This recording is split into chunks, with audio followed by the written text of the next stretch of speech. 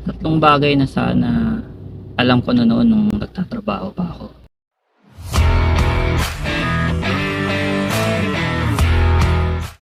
Number 2, ang pera ng negosyo ay pera ng negosyo.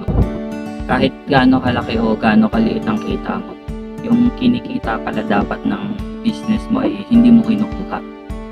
Kumbaga iisipin mo na yung negosyo na to ay para din isang tao na yung kinikita niya ay mapunta rin dapat sa kanya. Ginagawa ko kasi dati basta nakita ko na may kinita ako. Kung nakukunan ako ng 10,000, kumita ako ng 2,000, yung 2,000 na kinita ko, binabawi ko na. Tapos pinambibili ko na lang uli yung 10,000 na pupunan.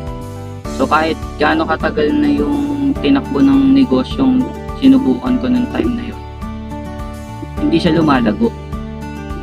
Kasi lahat ng kita ng negosyo na pinili ko ay kinukuha ko rin naman yung kinikita.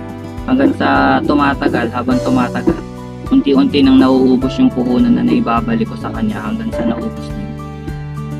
So dapat pala, once na nagnegosyo ka, kahit 1,000 lang yung puhunan mo na yan, lahat ng kinita mo kinakailangan ibalik mo sa business.